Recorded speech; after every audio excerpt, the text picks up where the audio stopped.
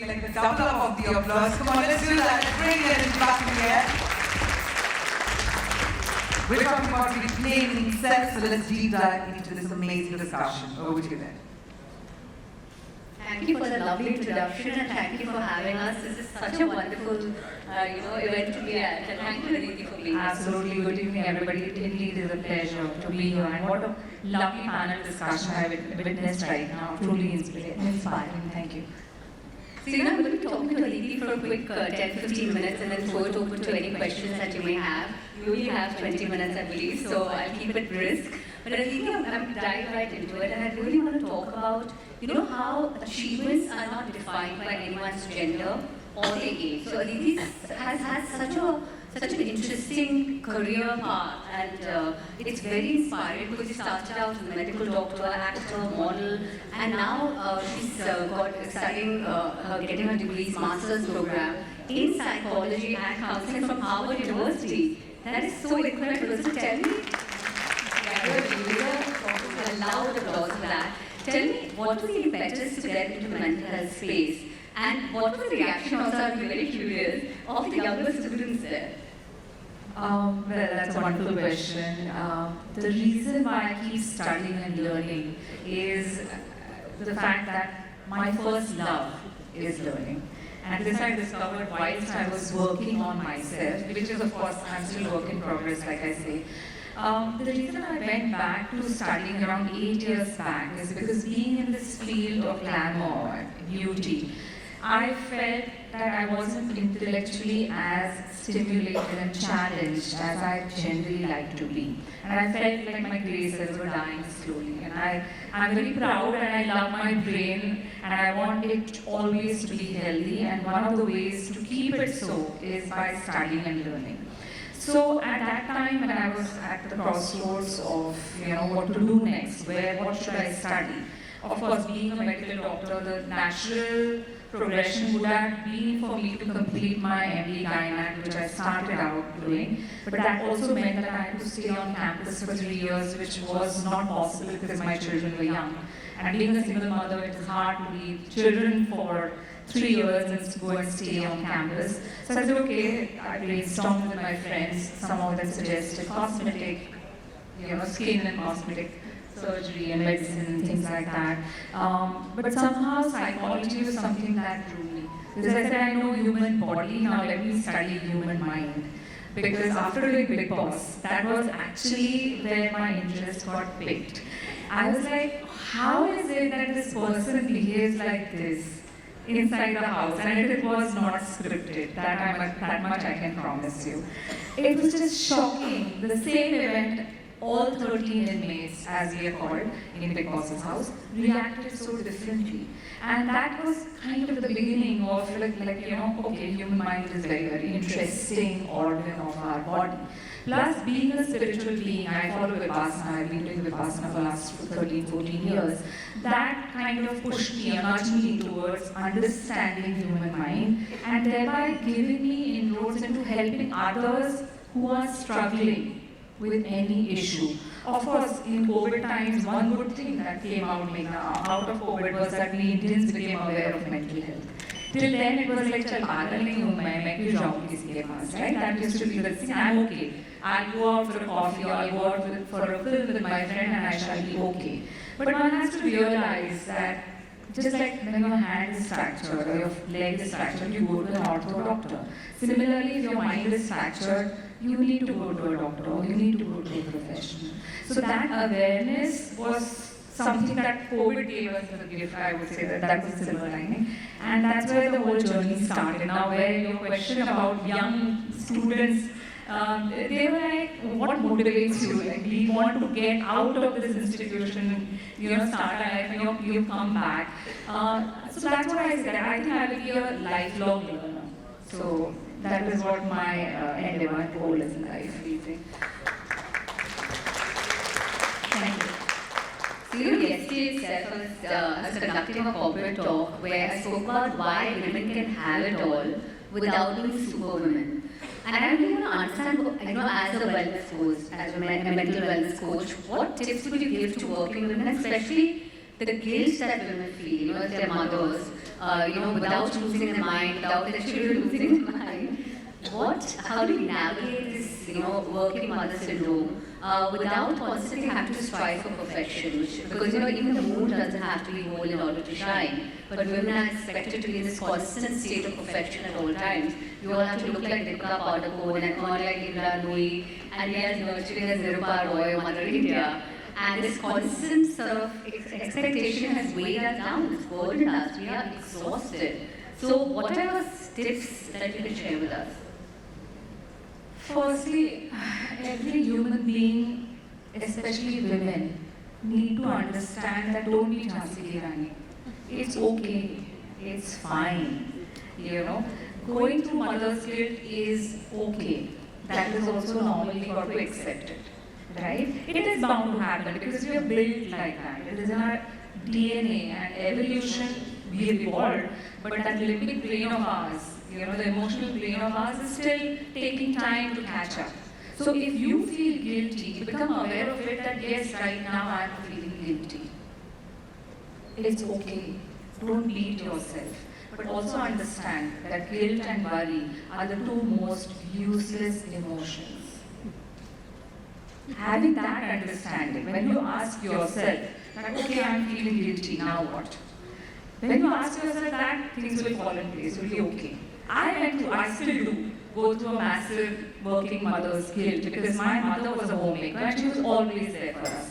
And I make time for my children.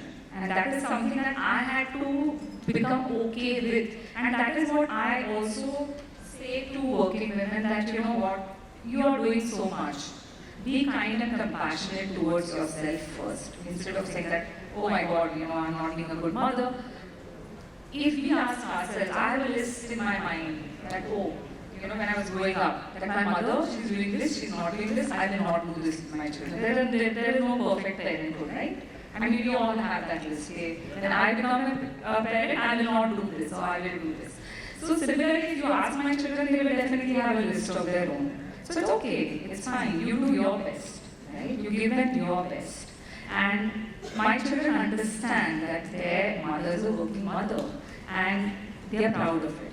Because I have inculcated that in them. To tell them that yes, your mother is a working woman, and she wants to work. It is, at one point, I was also said, I also heard comments like, poor thing, she has to work. I'm like, I'm not a poor thing, firstly. And I work because I love working. It gives me my sense of identity. And that's where it all began.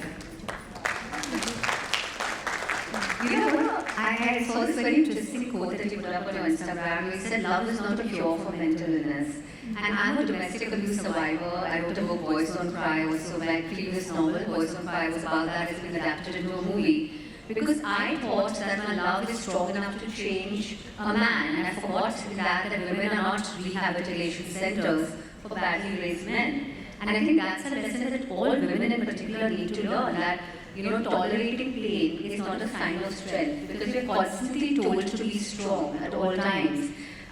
What have you seen, what has your experience also been in your personal or professional life about women and strength and, debunking this whole notion of romantic love in which women are supposed to completely annihilate themselves? So that's a very interesting concept because we have that inherent sense in us that, my love will change him. I'm talking about romantic love, of course. So one has to become very aware of the fact that that is not true. A person is who he is. You accept the person the way he is, and if you see red flags, then become aware of it, that gut feeling that there is something amiss, that there is something wrong. Don't discard it. My sister is again a domestic violence survivor, and she's still fighting the case. And I know what she went through, and it breaks my heart because I feel that, again, the guilt, that why didn't I take stronger steps earlier on in her life? So it is very, very hard, and just that understanding that you got to accept that person the way he is or she is in that moment. Sure, people change. We all change. We all evolve. We all learn. And some people don't, but that's besides the point. Don't think that I will change him. He will change if he wants to change. Nobody changes for somebody else. You got to understand that. We all need to understand that.